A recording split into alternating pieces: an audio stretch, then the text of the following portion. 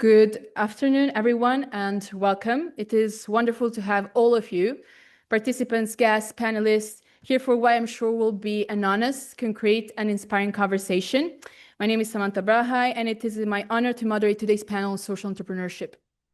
Before we begin, allow me a brief premise, a brief reflection. I firmly believe that governance, the shaping of our future, is everyone's responsibility. For this very reason, this conversation today will not begin with me, but with us. Yes, with you included. So please raise your hand if this sounds familiar. How many of you have ever felt they had to choose between doing what they love and making a living? How many of you were told by a parent, a teacher, an adult with good intentions, be realistic, choose something stable, as if passion, purpose, those were privileges you simply could not afford? I have been there, as you can see, and looking around this room, I believe most of us, regardless of country of origin, age, role, have been there. And that, this dilemma, purpose or profit, is exactly what brings us here today. Because what if we did not have to choose? What if we could have both? That is precisely what social entrepreneurship offers. It means building from the bottom up a business that sustains itself financially while also solving a community, a social issue. In this model, purpose is not an option, is not a nice perk, a nice addition. It's the very starting point, it's the whole core. This idea is not new, and we all know. So the question becomes, why isn't it more widespread? Why isn't it the norm? What is stopping us, and what can we do to change that? These are questions we cannot really afford to leave unanswered, not in a region with one of the highest rates of youth unemployment and brain drain, but also the greatest entrepreneurial potential. And not in a world where business as usual is not an option anymore. And when we say that, we do not only mean the way we conduct deals, the way we manage markets. We mean the very way we think, we conceive, we build businesses from scratch. The world we live in does not demand more profit, it demands more purpose, more socially inclusive and just solutions. And frankly, I think so we do all. So, for the next 90 minutes, we will not only explore those questions, those problems, we will hear from people who have already answered and solved them, concretely in our region and right now. Through 5 different perspectives, an experienced social innovator who has built and scaled impact from the ground up, a EUSAIR pillar coordinator who brings a policy and institutional framework that makes it all possible, a representative of the EUSAIR Youth Council, an emerging leader who bridges youth engagement and the field, and finally, 2 young entrepreneurs presenting ideas developed through the POPRI competition. But first, it is my honor to give the floor to Ms. Nika Rotar, Deputy Head Mission at the Embassy of the Republic of Slovenia in Skopje, first, and second to Mr. Naim Ilyazi from the Ministry of Social Policy, Demography and Youth of North Macedonia to open this session with a few welcome remarks. So please, starting with Mr. Nika Rotar, the floor is yours.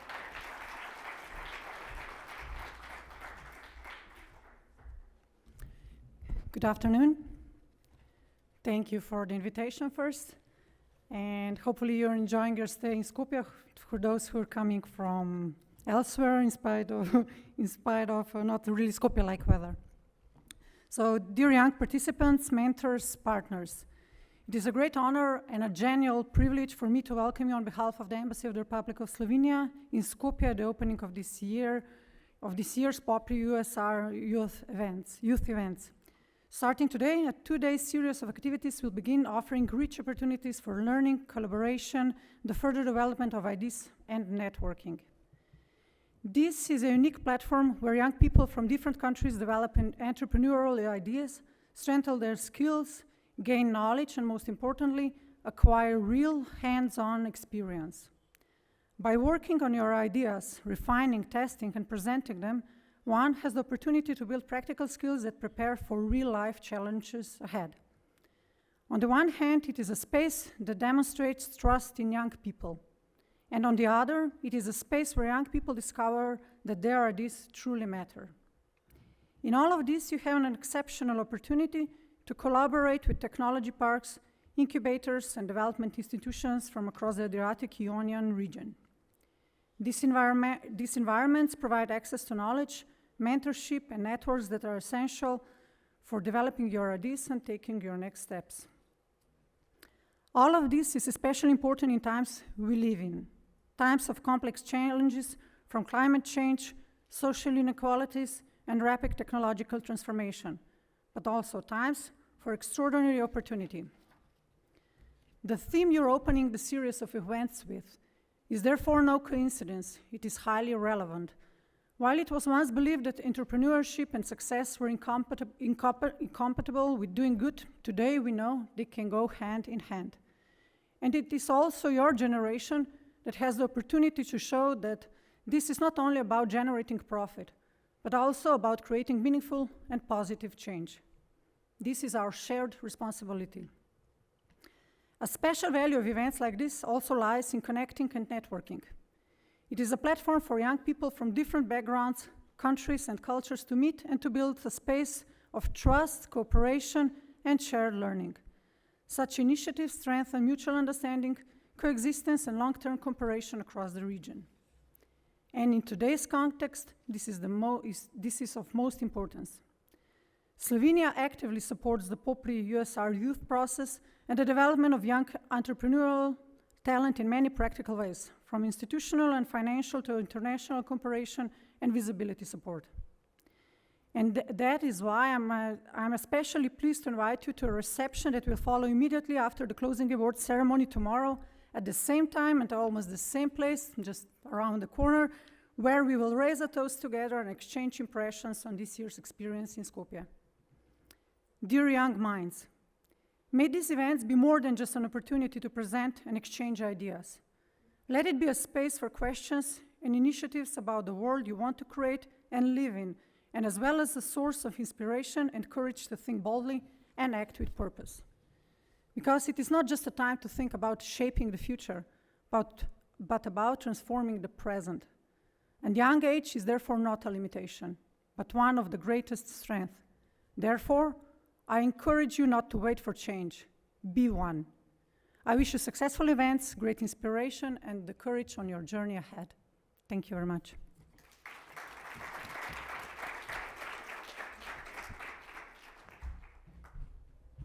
Thank you so much, Ms. Rotar, for such insightful and encouraging words. Now I invite Mr. Ilyazi to share a few words with us as well. So please, the floor is all yours.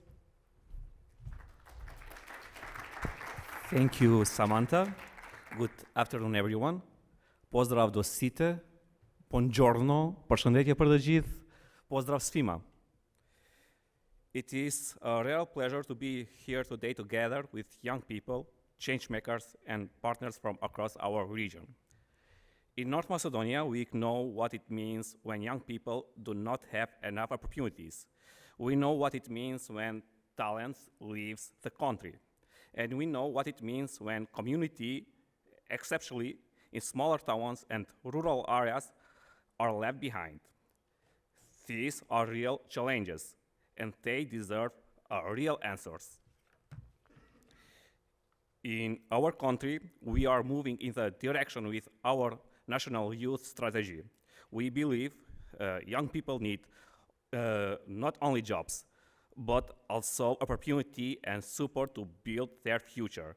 We are also working on social inclusion policy for Roma youth, young people with disabilities, and young people from difficult background. For us, this is not only about business, but also about creating equal opportunity. But we cannot do this alone. This is exactly why platforms like EUSAIR matter. The countries of our region share similar history, similar challenges, and share future in Europe.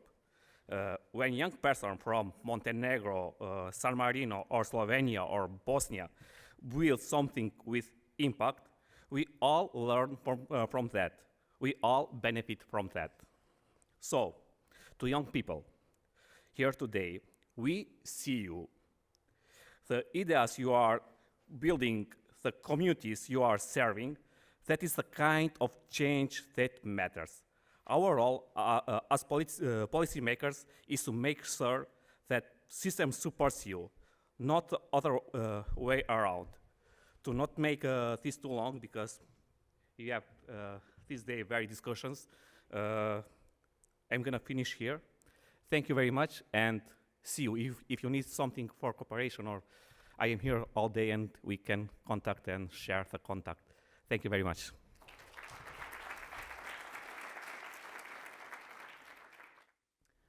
Thank you, Mr. Eliazi, for such kind words that highlighted the cooperation that our region needs.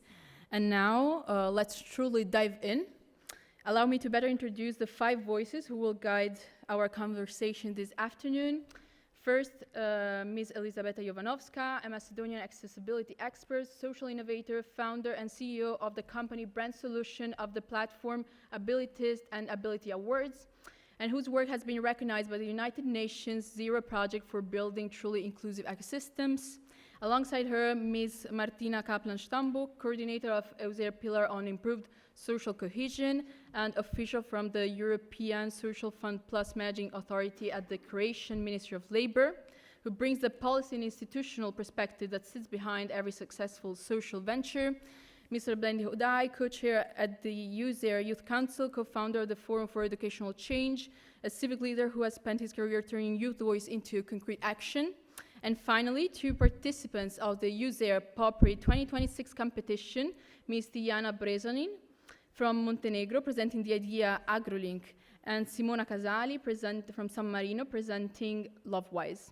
2 young people, 2 young ideas, and now 2 concrete businesses. Welcome to you all. I guess we can truly now dive in, starting with the first question for Ms. Jovanovska. As I mentioned, you're now an accomplished social entrepreneur. You have been building educational, professional opportunities and environments for marginalized communities for quite a while now. Before all of this, you spent years building a successful career in sales, business strategy, and client growth, both nationally and internationally. At some point, you made a deliberate shift, a choice towards social entrepreneurship. What was the moment, the realization that made you think, I need to build something with a purpose? And what is one thing you wish you had known before making that decision, that leap? Hi, everyone. It was an aha moment for that. When I quit my job, I quit as a Woman Manager of the Year for 2016, and I said, okay, it's enough working for someone else. Let's start something for myself. At that moment, I opened a marketing agency to open a new sales channels for the companies. And I didn't even think of social enterprise. Until now, Macedonia doesn't have a social enterprise law for that. So I wasn't even thinking about it. Then 2020, our work become much more bigger and we needed the workers. And then I came to the idea that instead of training able people to try and train physically disabled people and give them opportunity to work from home, remote, on a digital, on the platforms. And I was aware about the problem of people with disabilities because in my family I do have a person with disabilities, so somehow I knew the stigma, the problems, the employment difficulties, the education difficulties, and it was like I will train the people to employ them in my company. But all of a sudden I trained a group of 10 people and we wanted to make that big and celebrate the certification of that course, and 6 people out of 10 got employed in the same day from other companies that we invited to come. And that was the aha moment that actually we did something good without even thinking about it. And my students in that time, they said, okay, let's write this as a project and we're gonna apply it on competition and see how it's going. And they wrote the project, we applied at Zero Project. They gave us all notes, good and bad, about it, and they invited us to exhibit at United Nations. When we went there, all of a sudden, everyone started to approaching us because in ICT, at that moment, it wasn't a solution for a digital skills for disabled. And we provided those courses custom-made for everyone that can learn those courses without no knowledge before that. And they guide us to do a trademark, they guide us to do IP rights, they gave us lawyers and everything, and they just said, fix your business model and then come to negotiate with the government of Austria. And it was like they just put us in the fire. We didn't know what social enterprise is, what IP rights are, what trademark is, nothing aware about that. And then they offered me to volunteer at United Nations, straight in the office, where I can master the implementation of convention for people with disabilities, how it works in Europe, in Africa, in America, and everywhere, and so I can be able to implement here in Macedonia. And I got blown away when I saw how people are working, how serious the social enterprises are doing over there, what is the cause, what is the meaning, how can be, what impact can be done. And when I came here, just before COVID started, we announced it big, and then everything collapsed here. It was like, what you're talking about remote job, about remote work. And then COVID happened, and then all of a sudden, everything became normal. And that's how it started. But for the others, they will say, oh, I've been working in the business sector, I know business, I know how to do it. But yes, I was very good in macro management. But when it came to micromanagement, I got stuck.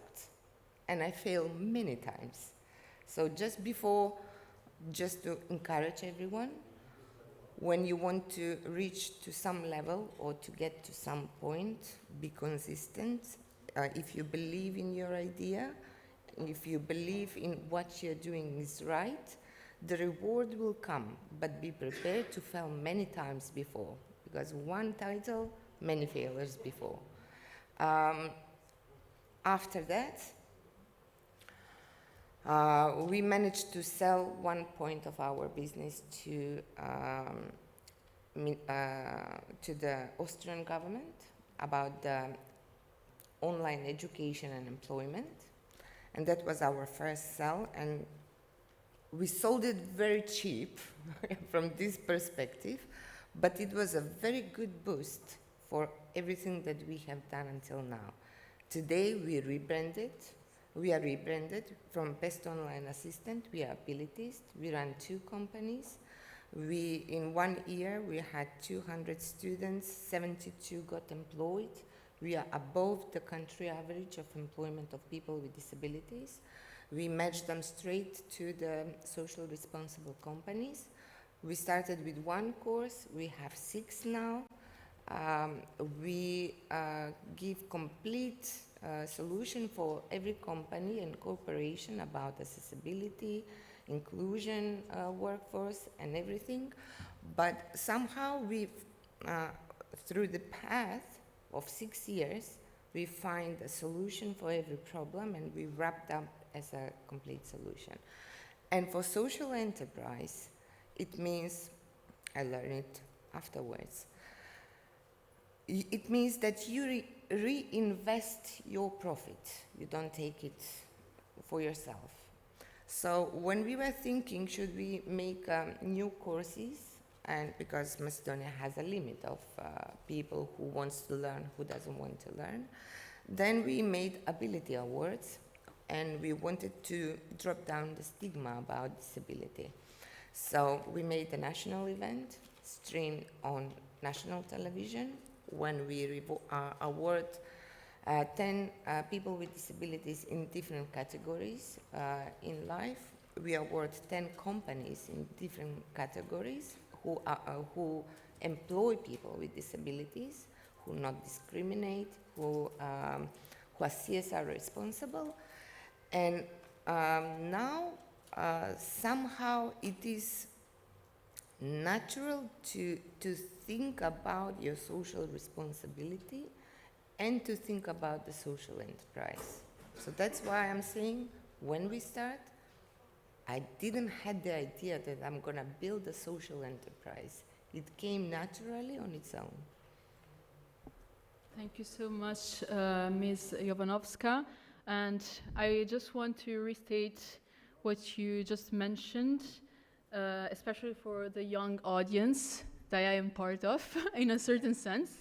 The fact that failure is a part of the journey and not necessarily the end of it. And sometimes success can come naturally, casually, it can be intentional.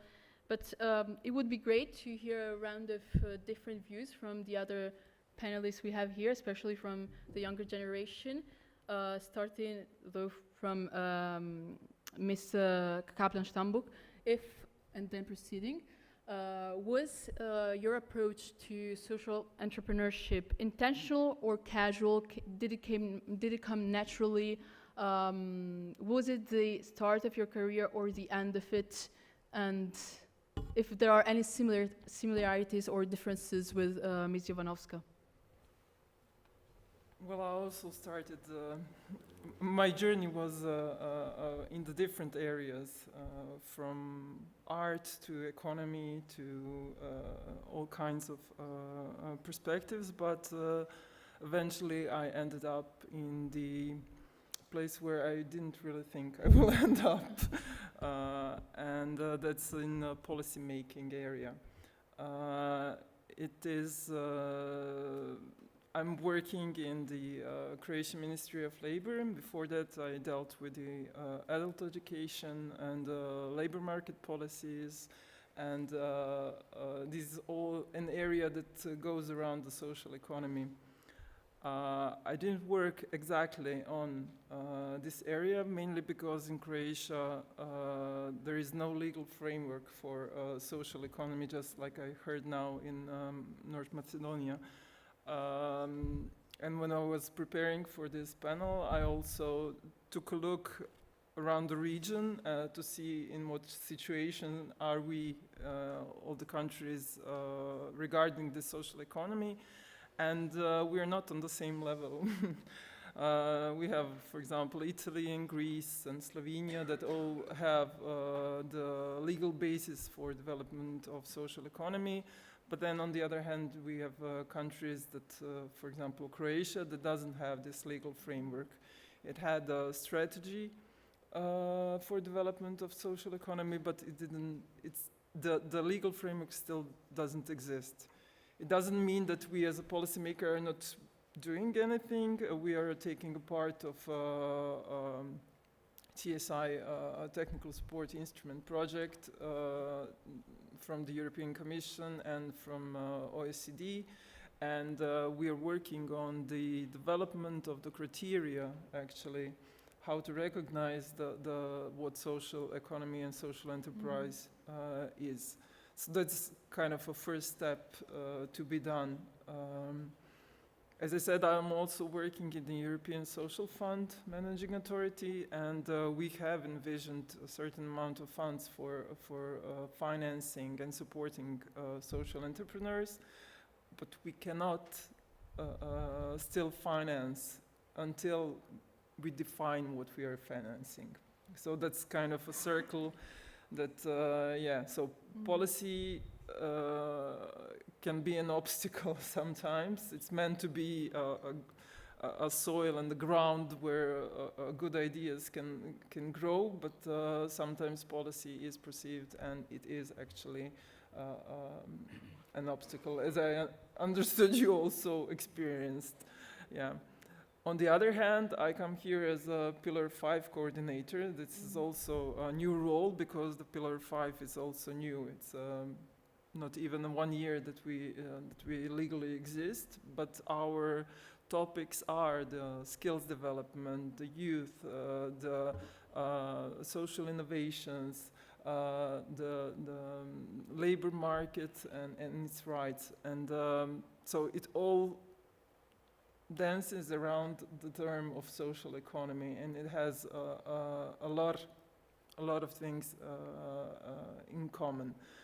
I'll just mention, because we are new, we started with three actually flagships, and two of them are very much connected with the social economy. One is POPRI, and we're very proud of it. And but we are also hoping to go with them in the area of recognizing the social impact a business idea has. And we would really like it to be more recognized and more appreciated in whatever way it's going to be at the end. But that is something that we support as a pillar and as the EUSAIR. On the other hand, we also have also another Slovenian project, which is a competence center for active and active aging, and that is the area maybe not so attractive to youth because you're a long way from there, but silver economy is something that is prosperous actually, and of the aging of the population and everything, and that is the area where the social innovations can be developed, and we really hope to work with our Slovenian partners in also in that direction. So, yeah. Thank you so much. I personally really appreciated your answer because it did respect the premise I made of an honest, concrete, and inspiring conversation. And I think a good takeaway is that social entrepreneurs can be born from any field, as you stated yourself, arts, business. What I'm trying to say is that any here could become one. And there is no specific limit unless we are talking about the mental one that we are usually putting ourselves into.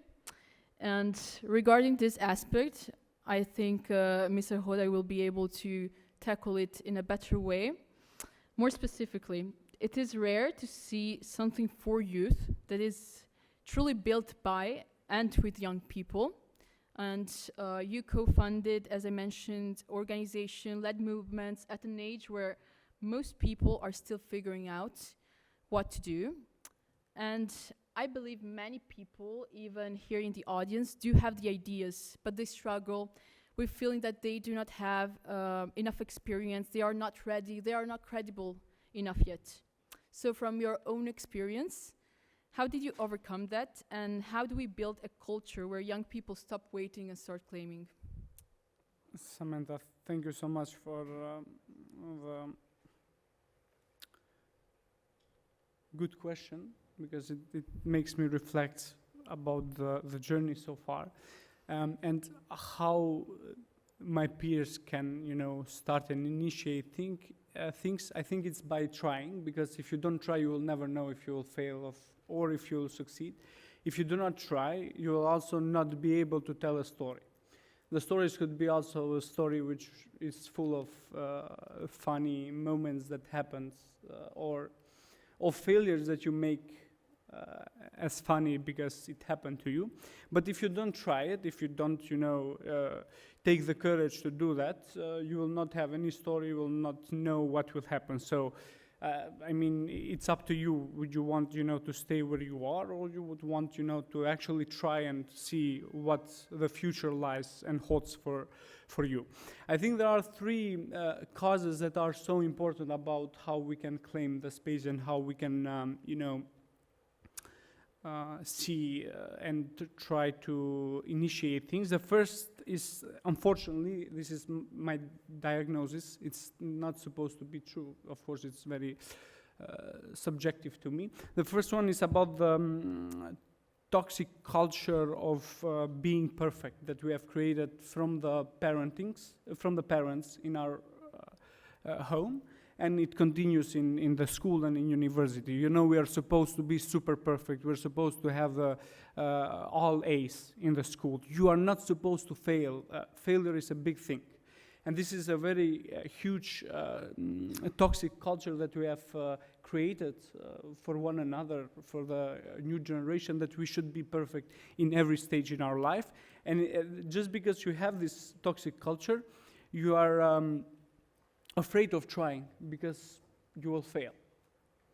And what is failure? You know, if you have got, let's say you are in school and you have got this bad grade, you believe that you have got this bad grade, and you know you're scared because people will say to you, why, how did you fail, how did you do that? You know, it's like it's the end of the world. I think that's the beginning of it.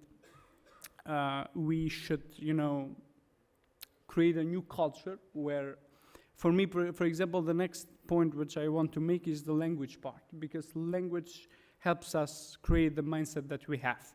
Usually when I started with other people, of course, when we started the organization, we had a lot of time this conversation, oh, we're gonna fail, what we're gonna do, and it was a moment where we said, you know, let's change the word failure because it has a very negative connotation, right? When you say, when you hear failure, you immediately think of something huge, big. But you only fail if you push the boundaries, you know. That's how, when you fail. If you stay in the same position as you are right now, you're not going to fail. You will not have anything, you know, moving on. So I usually change, I perceive failure more, I use the word falling. I don't use failure. It happens, for example, in the organization to do something by mistake, and we said, okay, we just fell here. Nothing, let's get up, let's continue, let's keep going. And why this is important? Because it changes your mindset, how you perceive that. And it's okay to normalize the falling, the failure. And for example, in my journey, I had someone who did that, quite an important mentor to me. His name is Ariani Jafferi. When I started with the student movement in the beginning, I was 14, 15 years old. And I was saying to him, hey, we are doing this, but you know, I need help. What do you think we should do? Will you help me? And he was like, oh, interesting, very interesting. What do you think you should do? And I was like, if I knew, I wouldn't be asking. That's why I'm saying, what should I do? He was like, I don't know, think again. What do you think you should do? And I was like, I think we should do this. And then he would say to me, okay, then do that. And then I would fail big time. And I would go to him, I'm like, look now, I failed big time. What should I do now? Oh, yes, you failed big time. What do you think you should do now, again? And then I was normalizing this part of it's okay to fall again and again and again because it's nothing bad about it.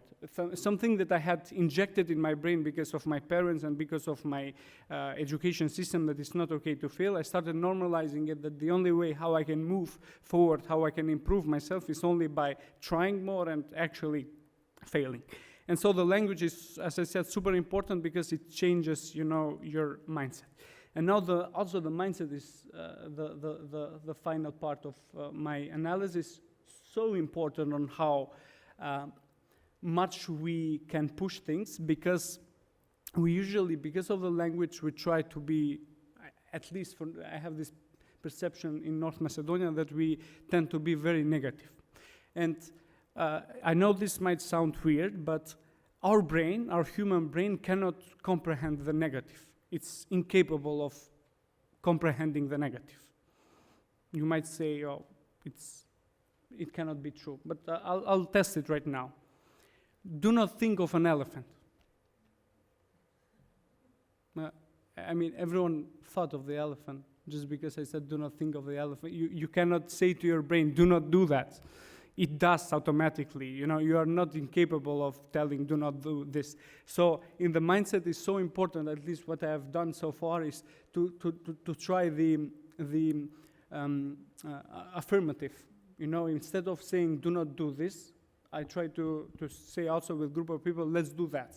Let's put things into the affirmative. And so that's quite an important part, because if you focus only on the negative, which happen, for example, you will not only focus on what you want to achieve, the 2 or 3 goals, but you will focus on the obstacles that you have, and the obstacles that will not allow you to achieve the goal that you have. So, I mean, what I'm saying with the obstacles is something that people who ski know.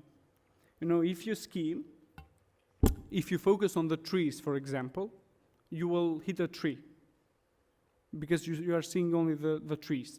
But if you focus on where you want to, you know, through the path, through the trees, then you will not focus on the trees, but you will focus only on the path. So that's quite an important part of, you know, trying to alter your mindset in an affirmative way that will help you focus mostly on the goals that you want to achieve, and to not be scared to try. You know, as much as you will try, as I said again, you will have more funny stories to tell. I mean, we do this with a lot of colleagues in the EUSAIR. Whenever we meet with the youth council, we tell a lot of, you know, funny stories. You know, what happened when we did this, and then it will be also for the social aspect very important to tell stories of how you failed big time, but they ended up quite a good lessons for you to keep moving and keep trying. Thank you. Thank you so much, Mr. Hodai. And I think that beyond the fact of having funny stories, which is, you know, important part of social life, but not the only one, I think that, as it was stated even in the beginning, but by Ms. Jovanovska, failure is a part of the journey. Thinking of a journey without failure is impossible. The journey wouldn't exist without the failure itself, because everything we try starts from a need that is not filled by something else. So every journey starts actually from a gap, a failure itself. And one personal thought I would like to share with the audience, especially the young ones like me, is that a mentor of mine, just like Mr. Hodai I also had some mentors, once told me something that truly had a big impact in my academic and professional journey, and it was, the only way to learn is to try. But the only way to truly learn and teach others is to try and fail first. And so I hope we start reframing, as you said, especially in the Adriatic and Ionian region, where we were taught that being perfect was an expectation, to reframe obstacles, failures as part of the journey and something that can allow us to grow. And another aspect that Mr. Hodai mentioned, the mindset. I think that especially for us young people, in times of crisis that we are experiencing, where we have every day in the news, wars, economic, social, political breakthroughs, and very deep, as I mentioned, crisis, we feel powerless in starting to reclaim our spaces, our rights. And the mindset is something that we can all start reclaiming, starting from ourselves, instead of expecting, waiting, seeing. And again, mindset is the beginning of everything. So I hope we are inspiring you and leaving you with some positive thoughts in times where it feels impossible to truly reclaim concrete spaces. But to proceed and delve now into more specific business concrete ideas, I would like to ask Ms. Brajanin specifically about AgroLink. AgroLink is a platform that connects landowners with youth seeking employment opportunities. The project concretely addresses two very differently groups. On one side, we have landowners, usually older generations, because I know no young person owning land or anything in general nowadays, I would even dare to say. And on the other side, we have young people seeking autonomy and opportunities. So which of these two came first in shaping the platform? And do you see AgroLink not only as an economic tool, but as a potential bridge for intergenerational dialogue? Well, thank you for your question. But before diving into the problem, I would like to say that our innovation journey was truly shaped by Science and Technology Park of Montenegro. Practicing in their hackathons developed our passion for teamwork, helping us turn out our ideas into action. thanks to our mentors, Vladan Mašanović and Radivoj Drobnjak. To be honest, AgroLink did not start from business models, entrepreneurship, or technology. It started from something very simple we kept noticing around us. We come from Montenegro, where large areas of fertile land remain unused, completely unused. Not because the land is bad, not because people do not need food, but because people who own that land are often too old, while younger generations move away, lose interest, or just do not see agriculture as their future anymore, sadly. At first, we were only observing this as a social problem, but then we started talking to actual landowners, and all of them told us the same story. They said, I cannot work on this land anymore because I'm too old or sick. My children moved abroad, or no one wants to continue this work. For many older people, that land represents years of work, family, history, and identity. And now they watch it slowly lose its value and purpose. And to be honest, seeing that is really heartbreaking. At the same time, we also know young people who want to start something of their own, who are interested in agriculture or local production, but they simply do not have access to land or resources. So in a way, both of these generations have something valuable. One side has resources and experiences. The other side has energy, ideas, and motivation. And you see this gap? That's where AgroLink came from. To answer your first question, I would say neither side came first. The platform was shaped by the gap they made. The platform was not only about unused land, it's about the real problem, which was disconnection. We realized there are people who actually need each other, but they live in completely different realities. Older generations often feel unseen or forgotten, while younger people feel like opportunities do not exist for them in their own country, which is not true. That is why we don't see AgroLink as an economic tool. I mean, there is economic aspect to it, but the platform can help activate unused land, create opportunities, to support local production, and potentially strengthen the rural economics. But for us, the deeper value is social. Today, we often speak about young people leaving the Balkans or losing contact with local communities. But I think one important question is really asked, like how often do we actually create a system where both generations can collaborate instead of existing separately? Older people have experience that cannot be taught from the internet, while younger generations have digital knowledge, real new ideas, innovation, and different ways of thinking. And when these two finally meet, something powerful can be made. For example, imagine an elderly person who owns land but cannot work on it anymore. Now, imagine a young person who wants to begin producing food, creating a small business, or building a future locally, but has no land. AgroLink can become the bridge between these two people. And because we are not trying to replace older generations with younger ones, we are trying to connect them. And honestly, by working on this project, we also changed our own perspective on this. Before AgroLink, agriculture felt like something very distant from young people. But after speaking with agronomists, we started seeing agriculture differently as innovation, sustainability, and even economy building. Because, what surprised us the most was the actual potential. We realized how many young people could actually work in the field if they simply had access to it. And beyond economics, this could actually help the communities become more alive again, because if land is abundant, villages die too. But when people return to production and local communities begin to grow again. And maybe that is why entrepreneurship matters the most, because it does not start with the question, how do we make a profit? It starts with the question, what problem are people living with every day, and how can we make it, and how can we actually solve it? And for us, AgroLink is exactly that. It is idea built around, built around the real human problem we saw around us. And even though we are still young and learning, this experience showed us that meaningful changes does not always start with large institutions or huge investments. It starts for something very simple, like looking around and seeing the problem. In our case, what was the problem is actually connection between land and opportunity, between experiences and innovation, between older and younger generations. And that is the kind of future we hope AgroLean can help us build.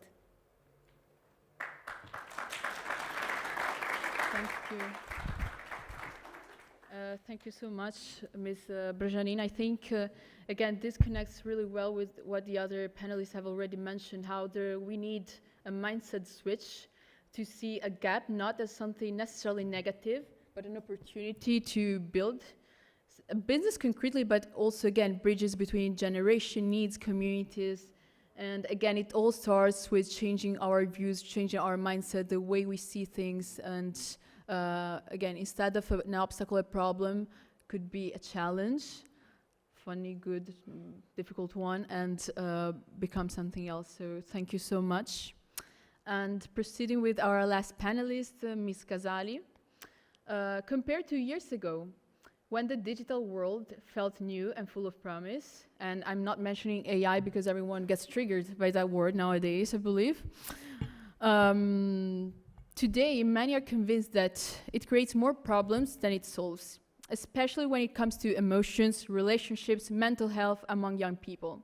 Yet, the project you proposed, LoveWise, chooses to respond to these very challenges through a digital tool. As a social innovator, how do you navigate that contradiction, and what makes you confident that technology can still be part of the solution, can still be used for good? Thank you for your question. Good morning, everyone. I want to start with something I think is very important. Technology and human evolution are connected. We can guide technology, we can improve it, but we cannot stop it. And from the steam engine to electricity, from internet to artificial intelligence, every big innovation creates fear. And every time people ask the same question, can human beings control their own progress? I think the answer is yes. It's not very easy, or it's not always easy. But instead of trying to understand something new, we try to protect ourselves from them, because we block what we don't know. So the real challenge today, in my opinion, is not only create technology, but the real challenge today is create awareness. The numbers show us something very clear. 52% of young people have experienced toxic behavior in relationship, and through jealousy, control, or isolation. And the most warning thing is that they don't see this behavior as a problem, but as a sign of love. 75% of young people between 15 and 35 years old feel the need for psychological support, but only 28% can access it because of money, lack of service, or just because they didn't know where to start. And 42% of teenagers, almost between 15 and 19 years old, turn to artificial intelligence tools when they are in difficult moments like loneliness, anxiety, sadness. So the need is real. And young people are already looking for answers. And the real question is, are we giving them a safe place to find this answer? I'm 23 years old. I grew up with technology, and for me, for my generation, phone is not only an object. It is a place where we talk, we create a relationship, where we create the image that we have of ourselves. So, for this reason, I know the difficult side of all this. We spend hours on social media and we see lives that seems perfect. Perfect lives, perfect relationship, perfect bodies. And even when we know that this is not completely real, this image stays with us in our mind. And we see content that make us feel insecure. And often we feel not enough. But the problem is not only the self-esteem, the problem is also a relationship. How many times have we confused jealousy with love or control with care?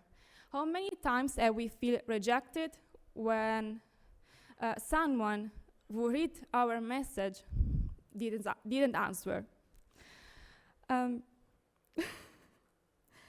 These things may seem small, but with time, it creates a relationship full of anxiety and insecurity. And we often live this situation, but we don't have the tool that help us to understand them. So, and this is exactly where low-wise come from. Low-wise doesn't come from an idea that an app can solve everything. It wouldn't be realistic. But low-wise come from a simple idea that if young people are already into digital world, then we can bring something more educational into this world. Low-wise doesn't want to be a therapist, doesn't want to replace psychologist, family, or school. Low-wise wants to be just a first step. Simple, accessible, not judgment, first step.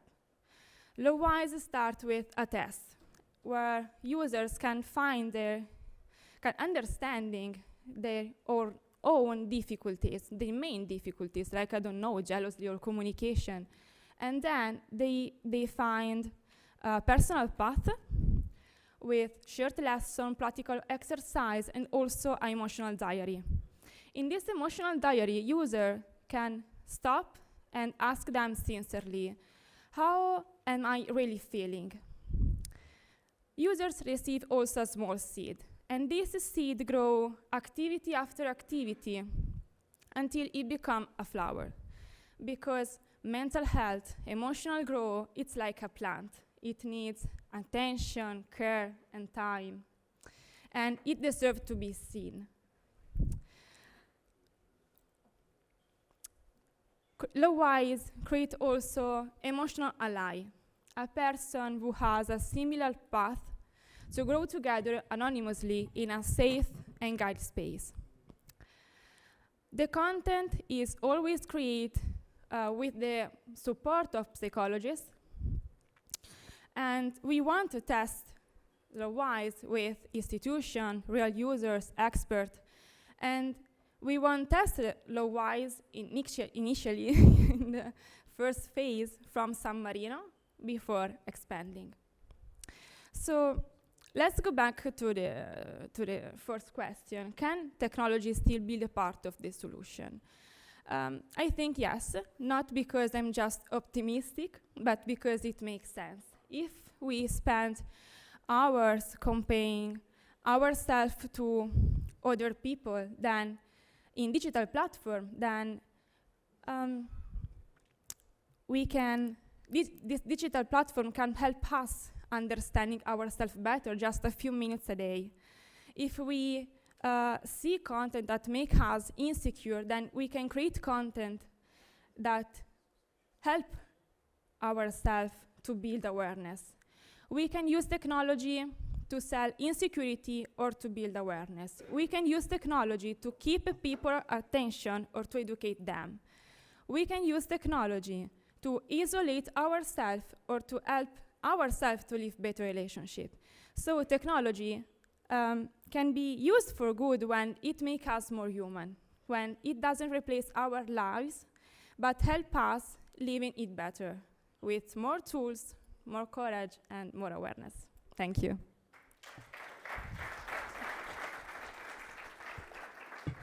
Thank you so much, Ms. Casali, for your intervention. And I couldn't agree more. I would say, as you mentioned, that we cannot prohibit people to rely on technology nowadays. There is no such things.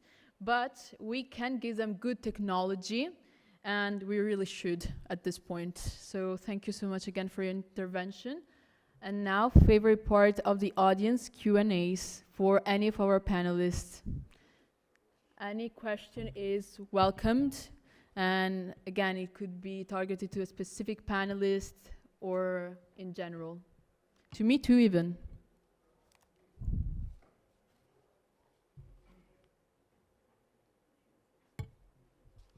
Just raise your hand and go ahead, please. I don't have a specific question for someone, but I would like to ask you, like, you talked about your journey, about failures, but about social entrepreneurs. So, like, in your journey, did you have someone that guided you, that like inspired you, not specifically in the field of social entrepreneurship, but that like somehow triggered in your life, like to start this specific path? It can be even your mother or your grandmother, but like the source of this activism. Thank you. Oh, please. I have a good example of that.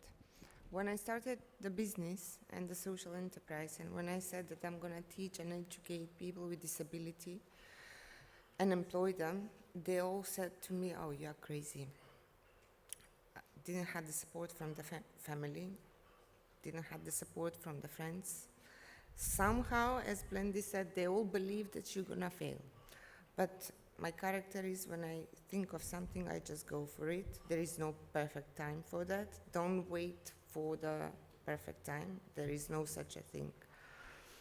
The biggest motivation that came for me to switch from a marketing agency to now education and employment of people with disabilities to be a core business is when one of the people that we educate, and he got employed, after first month when we matched him with the company, he called me, said, "I got my first salary and I'm able to take you out for a dinner."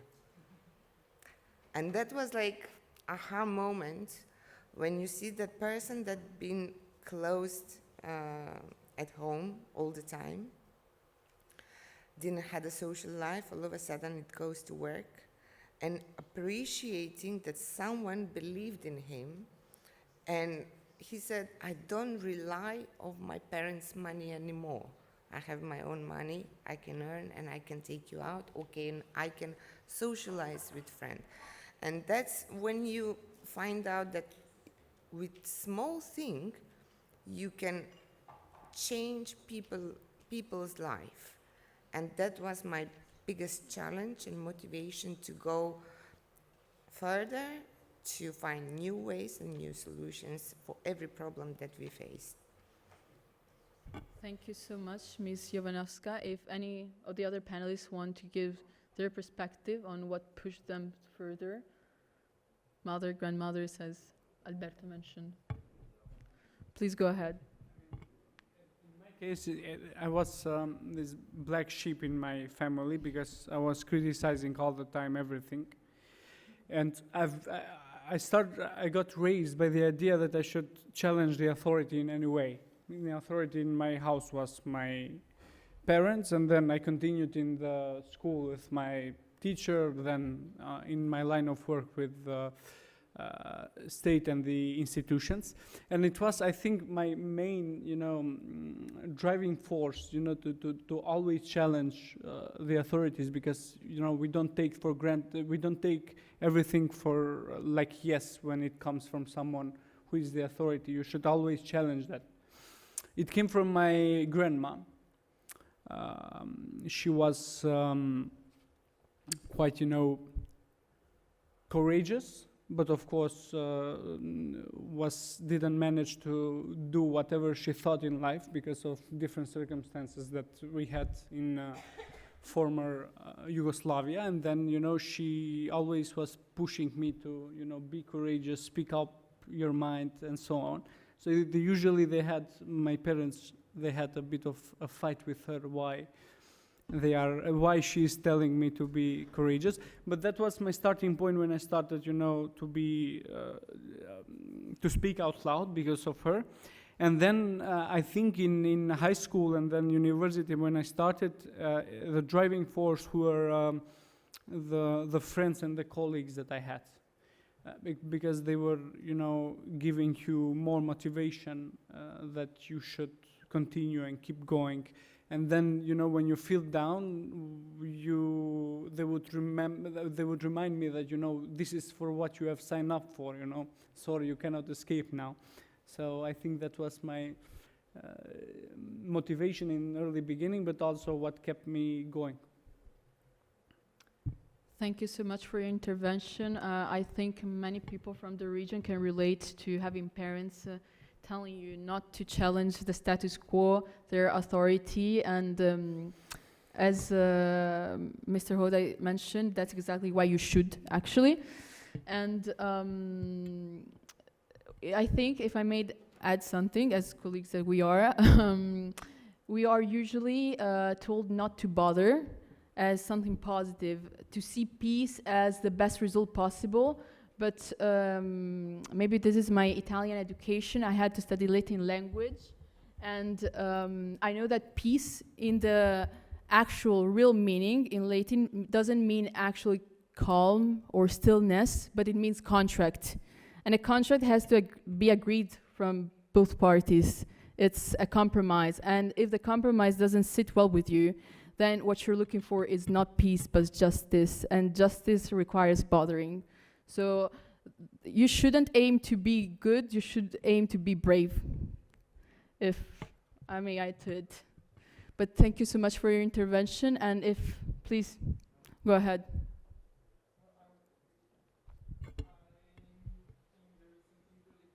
Challenging authorities, but also as a mother of adolescents, I think it's also, but I think also all of you mentioned it, it's appreciating the mentorship. So I think this a bravery of entering into the area of unknown and going against parents and something that you're comfortable with, but also accepting the fact that maybe experience and a person that can maybe guide you through, not always you have to fail, like not always you have to fall. It is a mentorship that it's really important. But I've heard it from every one of you. So yeah, challenging authorities, but accepting mentorship. I think it's also maybe contradictory, but I think it gives the best results. Yeah. Absolutely. Of course. No, I think we can. You are the authority. Exactly, but this is the very concrete and honest conversation we were talking about in the beginning, I think, and as you can see, we have different point of views from different generations, and I think what we can agree on through the different point of views is that to challenge the status quo or the authority, you have to understand it first. So communication with it, whether you like it or not, unfortunately or fortunately, is essential. So as you mentioned, Martina, mentorship and communication, even with the status quo authority and so on, is absolutely needed. So thank you so much. Any of you would like to add to the answers that were already given? Yes, for me, the answer is easy. I'm the first person that spend hours on social media, feel insecurity. I'm the first that have difficulties manage my emotion, my relationship. So I think if especially in Italy, there are an app that can help me because I actually study in Milan, and the university costs so much. So in this moment, I can access for psychological support, for example, because I think it's normal. It could be very important, this psychological support. So in this moment, I think what can I do? Which app with which solution can help me? So I created this Lowise with my partner, and Lowise is created by guys that feel insecurity, feel all the difficulties of our generation, and so think this. Thank you. Thank you so much, Ms. Casali. I think it's important to see how sometimes negative feelings can be a driving force that takes us to something truly new, good, and not only for us, but for our communities. And do we have any other questions? Yes, please.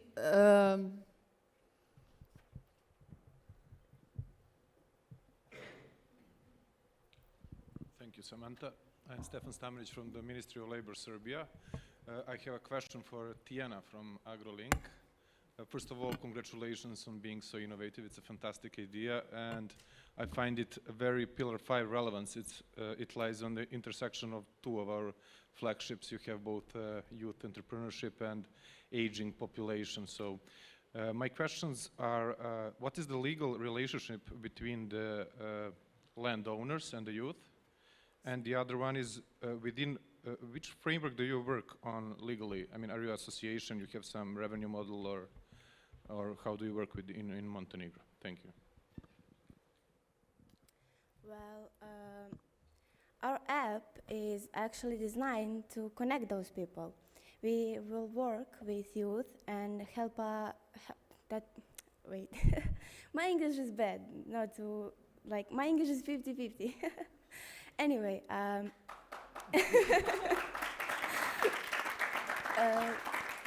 so we will work with youth to promote our app. So in the future, we would like to make it bigger, so like more catchers will join. Sorry,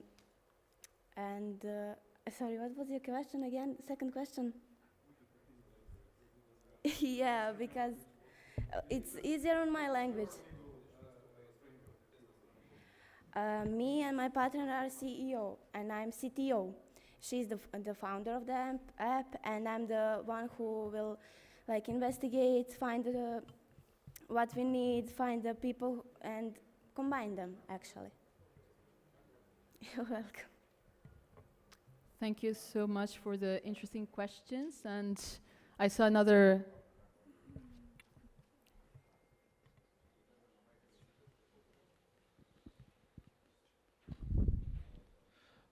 First of all, thank you all panelists for truly an inspiring discussion and for sharing some very helpful advice.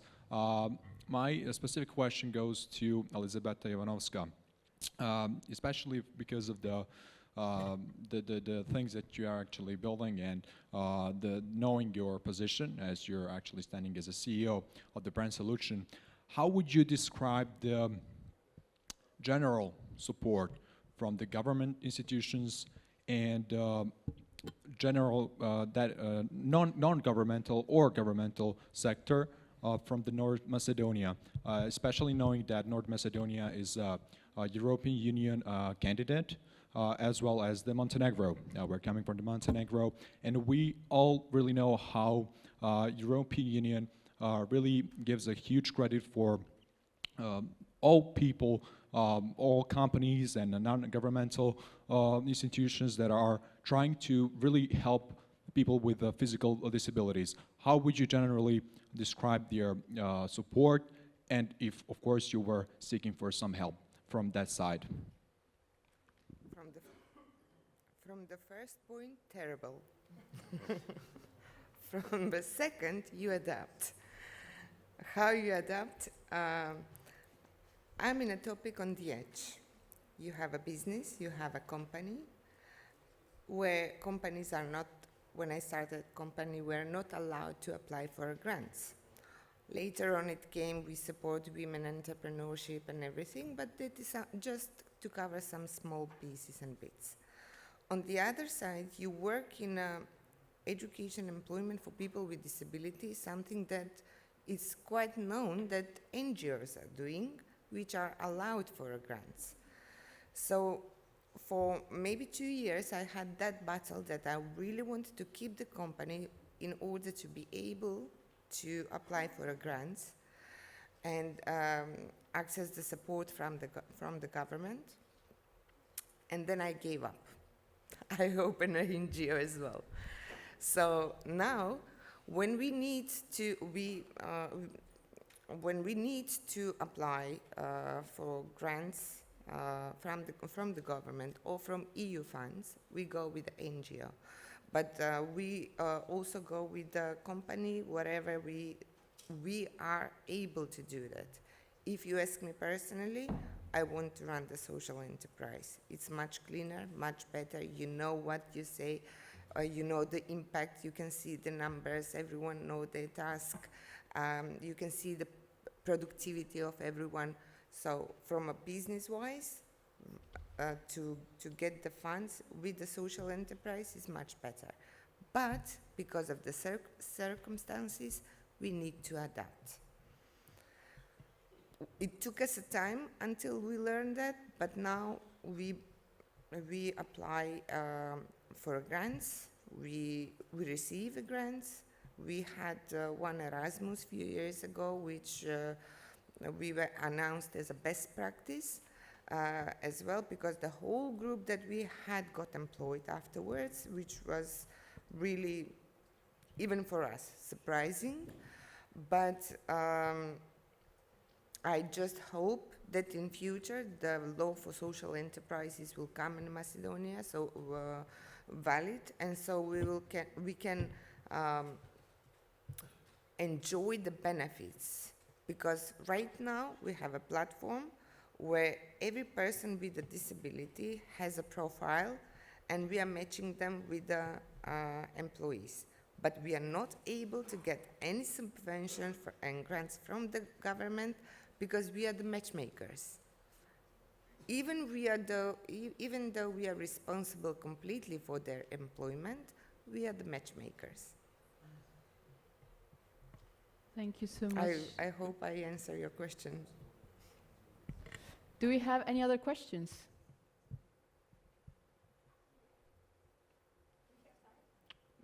One more. For you, Ankita, yes. Oh, we have... Oh.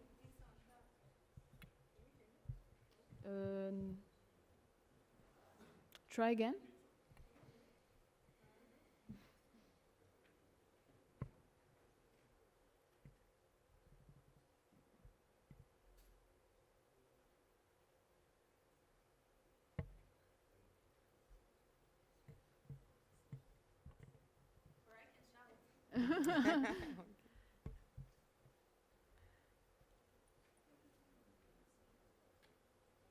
Let's see if we manage to hear Ankita's question.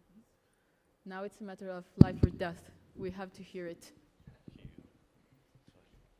For a second, I thought I was Boomer and I did something wrong to the mic. Well, thank you all for this really interesting discussion.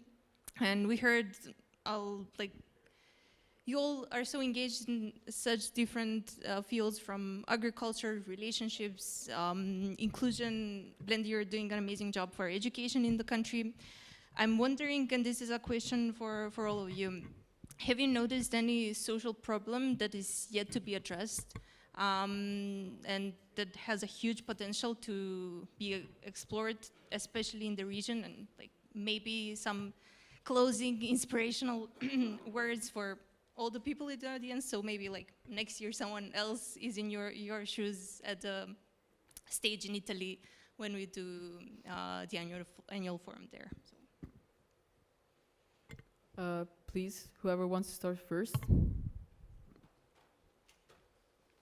Please go ahead. The authority. We never lack problems, so I think it's just a matter which one we choose. I will say from the perspective of our pillar and our work on EUSAIR that it's the aging population issue, is the issue of challenges with different needs for different skills. And I would really like the area of social innovations to be supported more and more concretely. So that's something I hope our pillar will work on in the future. Pillar or someone in the audience, maybe. Or even. someone in the audience, yeah, connecting people. It's something. Anyone else? The ones challenging the authority? In the I end. think, I mean, you would guess it. To me, what a social problem that should be addressed, especially by EUSAIR as well, as a macro-regional issue, it's definitely education. Because of the fact that the root causes of many issues that we currently have been discussed in the past days, would it be the, I don't know, pollution, for example? Would it be the sustainable tourism? Would it be the corruption? Would it be the unemployment? You cannot solve these issues or the challenges that arise on these issues if you do not target the problems that you have in the education system. And I would take one example which is, it correlates with this panel. For example, one of the biggest mistakes that governments make in their approach towards addressing the issues of youth unemployment is by, focusing on just on the youth in unemployment and trying to create more, positions in the administrations and just to fill those with people, which is so wrong in the approach that is done. Why? And the education role is so important here because if you include the entrepreneurship, if you have entrepreneurial education, the aim is that through entrepreneurial education you are not creating anymore the job seekers, because right now the education is just creating job seekers. You finish your university and you need to seek for a job, right?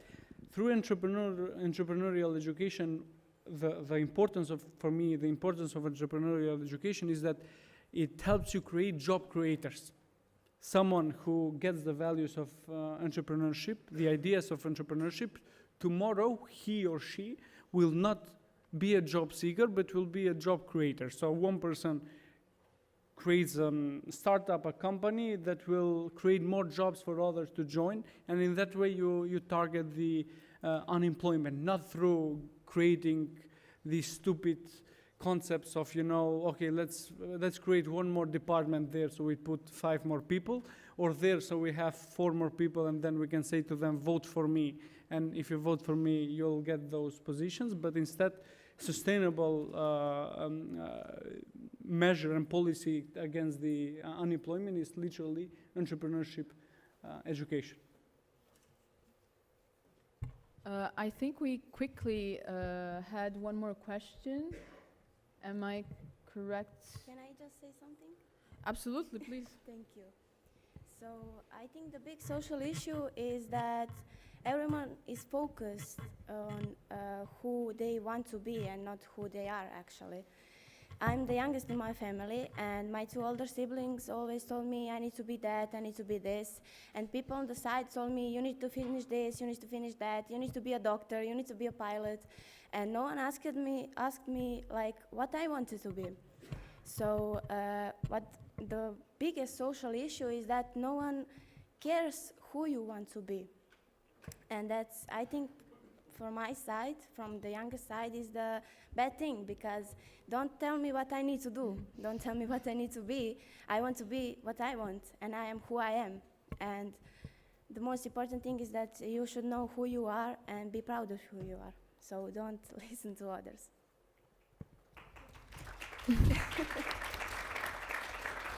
I truly think there couldn't be best and most fitted words to end the panel with. And so So please, just one more round of applause for all the panelists. Oh.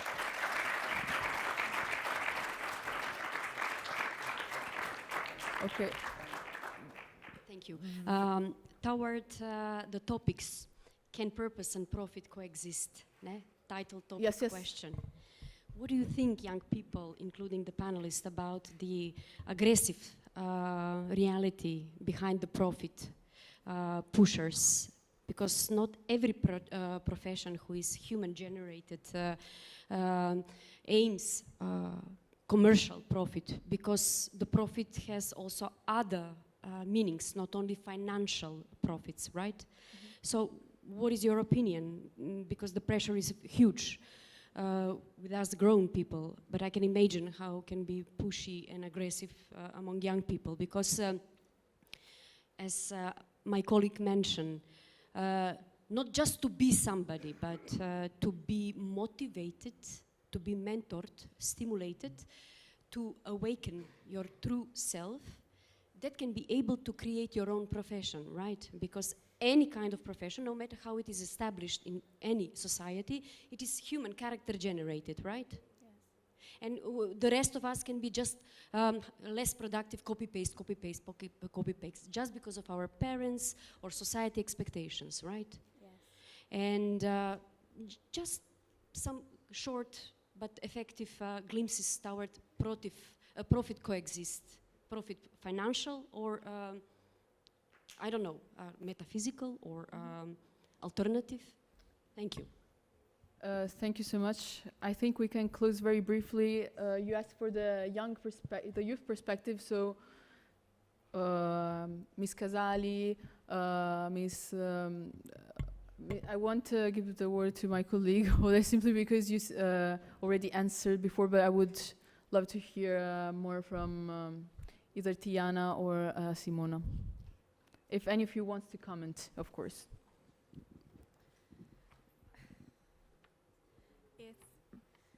It's very difficult to answer to you.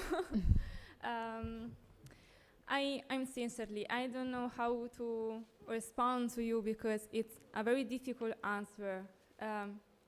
Yes, you're right.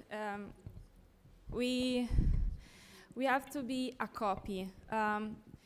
Someone say us that we have to be original, but when they say this, the subtitle are you have to be original like others, similar like others. So it's very difficult now understand what you really want to be and want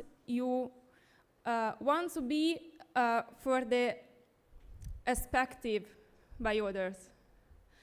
And this is the difficulty of our generation, I don't know, our ages for our young age. And I think this is the mission of our life in this moment. I study for I want to be now, and I hope it for what I study is sincerely my future, but we don't know if I can change my mind and something really important happened today or I don't know in this year. So I can only know what I want to be now. And I want to be now what I am, and without anxiety from social media, from school, from my family. The difficulties is really understand all my mind or myself. This is what I can answer for you in this moment. Thank you so much. Maybe to answer very briefly to you as a young person myself, even though I'm a moderator, and can purpose and profit coexist? I was the one who wrote the question, so answering it should be my job, but not every question has an answer. Sometimes it's part of a process to build an answer altogether. I think, can they coexist? We have to make them coexist. We have to make them coexist and to make this process as inclusive and just as possible. That should be our goal. So, to close the panel, thank you so much.